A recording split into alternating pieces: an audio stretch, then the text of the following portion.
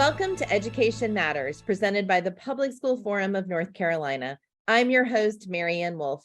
Centering student voices can lead to an empowering classroom environment, bring about higher engagement and motivation, and ignite passions. Today, we will hear from Bettina Umstead, the chair of the Durham Public Schools Board of Education, and students and educators from New Hanover County about their Student Voices Initiative and the policy that they proposed, which was unanimously passed.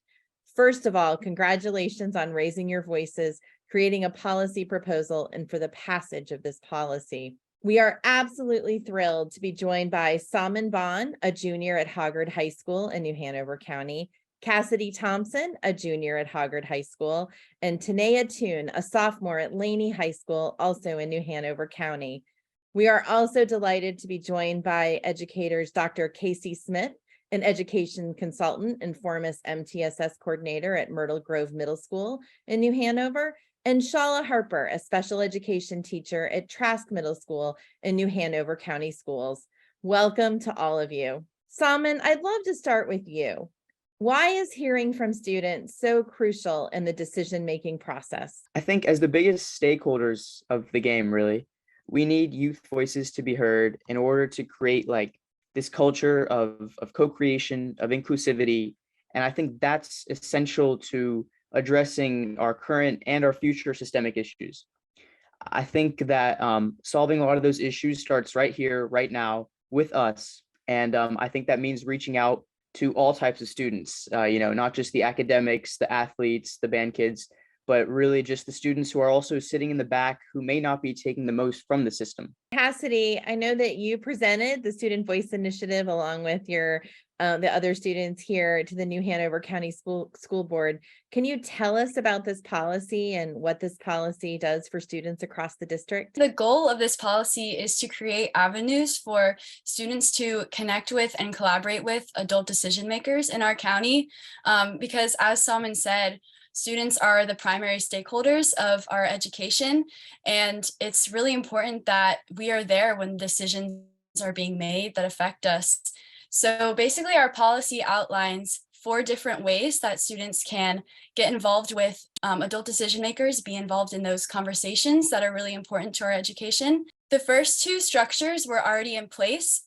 One of them was the Superintendent Student Advisory Council, and the other is the student equity teams in all middle and high schools in our county. And the new structures that we included in our policy were the opportunities for students to be involved in board committees, to be there when the real important conversations are happening. And the student engagement team is a group of students, a diverse group from all of the schools in our county that will have a monthly spot on the agenda of the Board of Education meetings to talk about the issues that come up, the things that they're talking about that are important to them in their schools. So these 4 structures are just really good ways for students to be able to connect with these adult decision makers and be involved in the decision-making process. Tenaya, we'd love to hear a little bit more about how this came to be. What was the process of bringing students together, creating this policy proposal, and ultimately presenting it?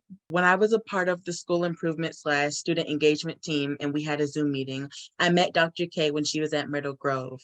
And then we basically were just talking about student voice and just student engagement when it comes to adult allies and students in general.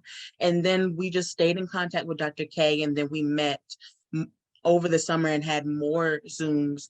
And then we met college students who were a part of Student Voice. And so as we kept learning about Student Voice and as we got deeper into our understanding and our passion for it, then we started to actually buckle down and be like, what do we really want to do? And then we came up to the answer.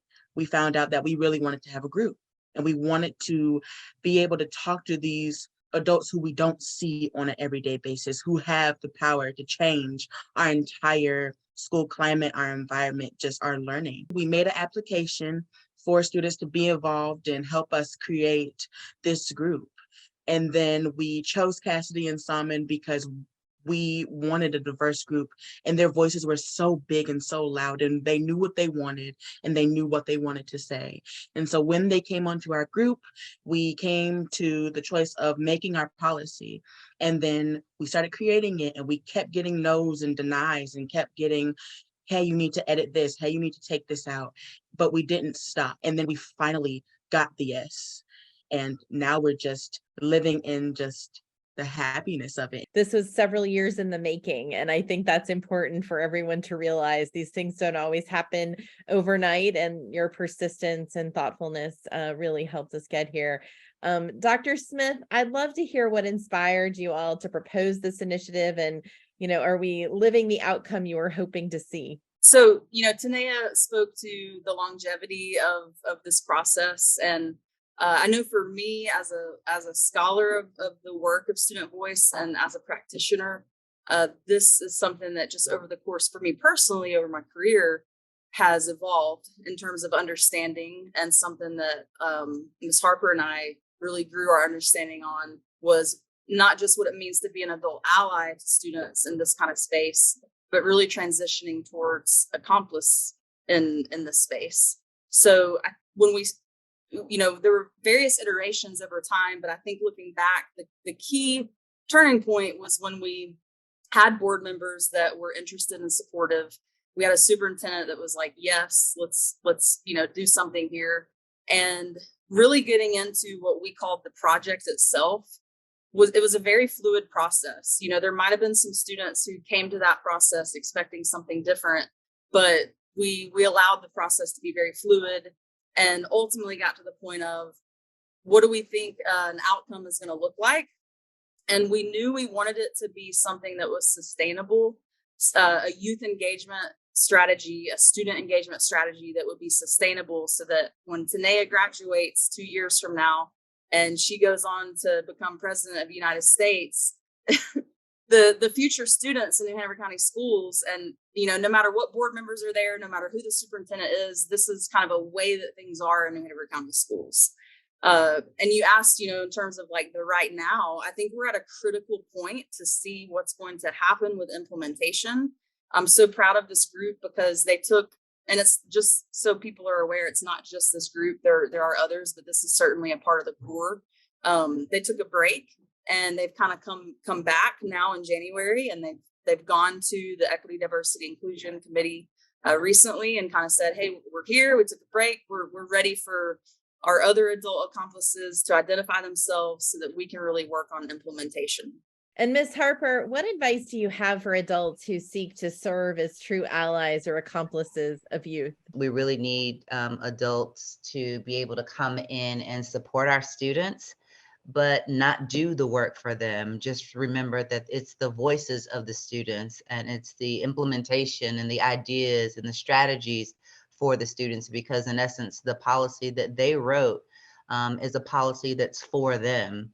And it's our job to be able to help make sure that we follow through with our role as the adults, as the educators, to give them the curriculum that they're seeking, to give them the spaces and the avenues that they need to be able to use their voices, to speak, to be heard, and to share their ideas. We also need adults to remember it's not the adults' agenda, it's the agenda of the students. And our own lived experiences, our backgrounds that we have, we need to bring them to the table and really wholeheartedly, with patience and come from a place of love, be able to collaborate with one another and understand that Cassidy's opinions and views may be different from Samin's, and may be different from Tenaya's, and may be different from someone else's, but we should be able to have some norms set in place where we can really listen to each other and learn from one another. And I can definitely say, and we've learned a lot about ourselves. We have learned a lot about each other. We have learned a lot about what goes on at other schools, and gained new ideas, and, gotten excited about what's to come. So I think the best thing for our students in New Hanover County is that we're going to have accomplices. Just know that this is a tough job.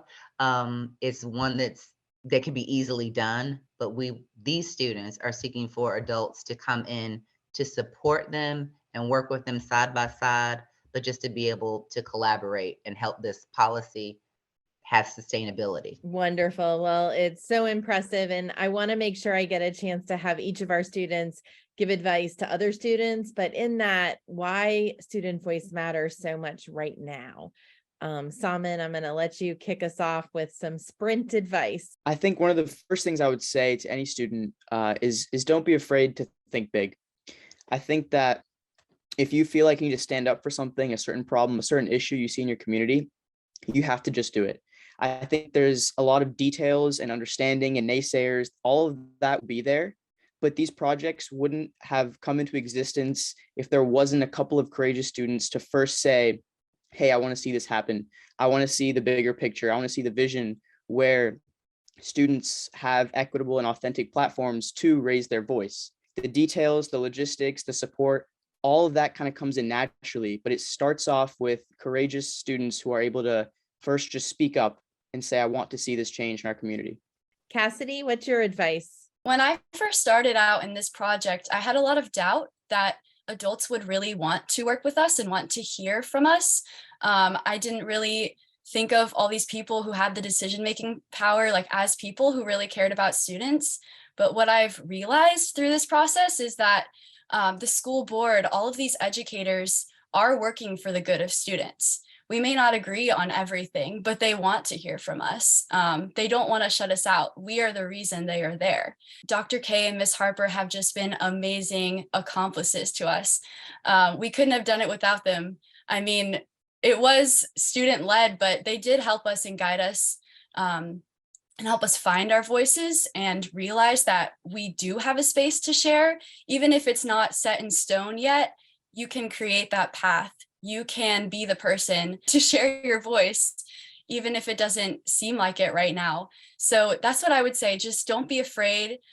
You can trust adults, and it's a really, really amazing process. Tenaya, you get the final advice here. What would you like people to know? You are enough.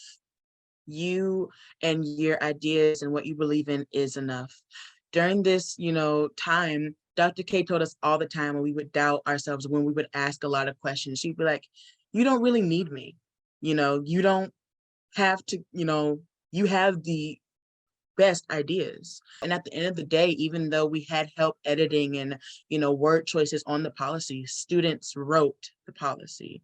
It wasn't a whole adult coming in trying to write it themselves and then, saying, this is what we're going with, take it or leave it. We sat down and did it with each other. It's okay to ask questions. It's okay to, not know what's going on, but you still have the power to do, to believe, to advocate for yourselves and for the people around you. So you are enough, you matter. And if you stay dedicated, if you stay committed and consistent, whatever you want to do, whatever change you want to happen will occur. It will happen if you stay motivated and have a good team and just have good people around you to motivate you and back you up and be there when you're tired and when you don't understand. But at the end of the day, you are enough. Well, I just want to thank all of you. I know how proud your teachers are right now. I'm looking at their faces of these students, and just that you'll inspire, and just how all the experiences you're getting right now will continue to serve you and our community so well. So thanks to each of you for being here, for the work that you're doing, and know that you're going to inspire people across the state and beyond. I have no doubt. I can't wait to see what you all continue to do. So thank you so much for being here. And after the break, we will be joined by Bettina Umstead, the chair of the Durham Public School Board of Education. Education Matters is brought to you each week in part by Participate Learning, uniting our world through global learning. We are so pleased today to be joined by Bettina Umstead, the chair of the Durham Public Schools Board of Education. Bettina, welcome. I'm so glad to be here. I know that you have tremendous experience being on the school board, working with community members, board members, the district team, teachers, but also students. And that is something I think that we believe is so important, that we hear student voice, and something that I know you prioritize. I'm curious to hear a little bit about why you think it's so important that we hear from students, especially in the decision-making processes? I often say that students are spending the most time with us in our school system, some from pre-K all the way through 12th grade. So one, it's our job to make sure they have a quality education, but it's also our job to make sure that their experience is a good one, that they feel it is rooted and affirmed in what they need. And so having students at the forefront, I think involves a different level of engagement and buy-in. And it also means what we're doing is going to be best to support their learning. And I know one of the things that happens with school boards and school districts, there's so many things happening and so many decisions to be made and meetings that are so full that sometimes it's hard to actually make sure we make space for student voice. Do you have any tips or hints about how you've been able to do that you think has worked really well? There's some formal processes, like we have a student advisory council in Durham Public Schools that meets with our superintendent, and we are often able to tap into that network. But I also find that volunteering in schools or in other nonprofit organizations where you have families and students is a great way to learn more about their process and what they're experiencing in school. It's informal, so it really gives me an opportunity to be like, so what about this? And how about that? And what this decision that changes the start of your school day, how does that impact you? Like a lot of those really informal conversations that I think really lead to rich understanding of how our policies from the boardroom are experienced by the students in our school district. One large example that we made a step forward on this year was around dress code.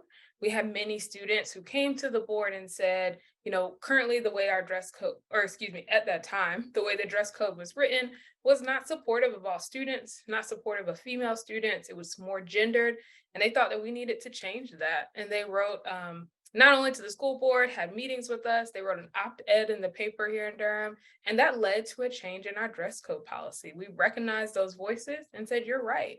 And so we redid our dress code this year to make sure that we were supportive of students, took out some of that gendered language, and really recognizing that we want students to thrive in the classroom. So if dress is getting in the way, let's figure out how we move that out the way. We also heard students say they want to be reading and engaging with text that matters to their lives. And so most recently, I also visited a high school where students had done research on social issues that were important to them and came up with solutions. And they presented those to school board members as well as other members of the community to say, this is what we care about, this is what we're passionate about, and here are some ways that I think you all can make a difference and a change.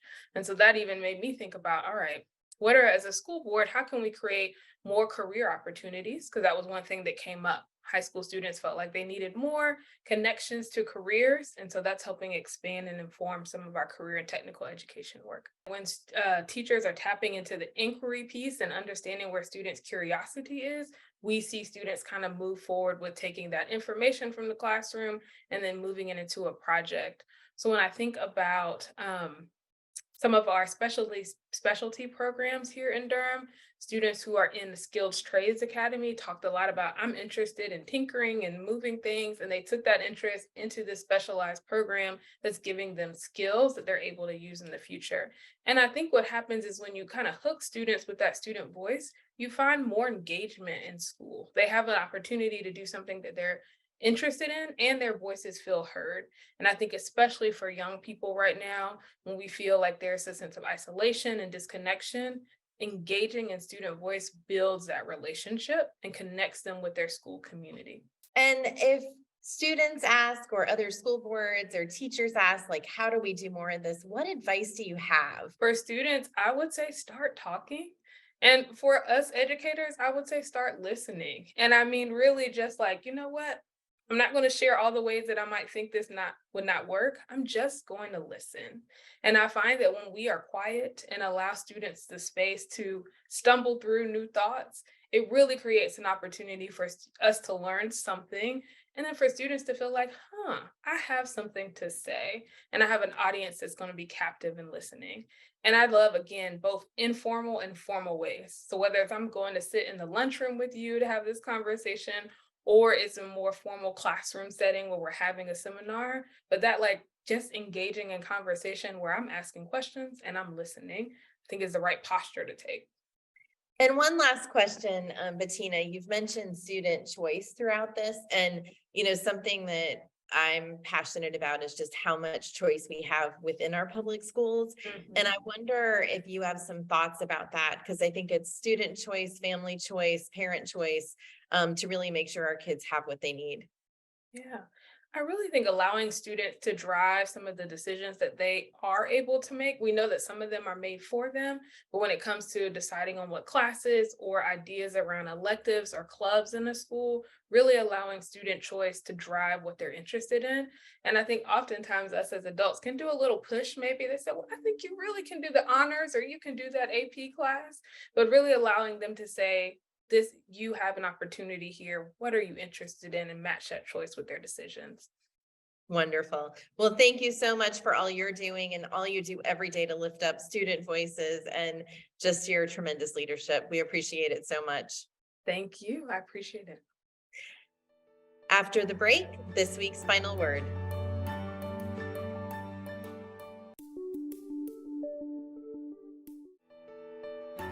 Oftentimes, when we discuss education, we hear from parents, educators, legislators, and advocates about what's best for our students. All of those groups undoubtedly bring something important to the conversation, but they cannot say it all. We must also bring in the perspective of students. And when we ask, they have much to say and offer to important discussions and decisions. Last year, when students in New Hanover County developed a proposal to amplify the thoughts and concerns that they and their peers bring at school board meetings, they created the Student Voice Committee, among other means of representation at the county level, and the proposal was unanimously passed. As our guest shared, this was a student-led effort, and it demonstrates that the passion is there, but it is the responsibility of the decision makers to tap into that passion and listen. One of the main goals of the New Hanover Student Voice Committee is to diversify perspectives on how rules and policies can affect students based upon their background. It's no secret that things like ethnicity, socioeconomic background, and lived experiences impact our worldview and can leave us with blind spots we're unaware of. According to a report from the Center for American Progress, increasing student voice is particularly important for historically marginalized populations, including students from Black, Latinx, Native American, and low-income communities, as well as students with disabilities. Despite intentions, unless students are given a platform to share their points of view, impacts on their daily lives can be easily overlooked. According to social emotional experts, student choice in the classroom can better prepare students to make responsible decisions and advocate for themselves, as well as help teachers better understand and therefore connect with students. Uplifting student voices can also be an academic opportunity. According to the same report, giving students, particularly older ones, more ownership of their education and therefore increasing engagement and interest in school may lead to better student outcomes. Additionally, providing students a place to participate in education policy gives schools another opportunity to prepare their students for life as engaged citizens. It is also important to note that taking student voices into consideration can take many different forms. The New Hanover students who were able to form a student voice committee were able to achieve representation at a district level. This can also be done through student surveys. At a classroom or school level, implementing student government, student journalism, student-led conferences with teachers and parents, and democratic classroom practices are all ways to empower students to be directly engaged in their education. Determining what's best for schools can seem complicated. There are a lot of stakeholders in public education, and no one wants to feel ignored. However, if we do not prioritize the voice of the school's main stakeholders, their students, we're missing the point. Education is about preparing students to meet their full potential, and when we express to them that their input is not required to do so, we risk stifling that potential. If we want to do what's best for our kids, listening to them is a simple but essential step. Thank you for taking time with us to learn and think about education. That's all for today, and we'll see you next week.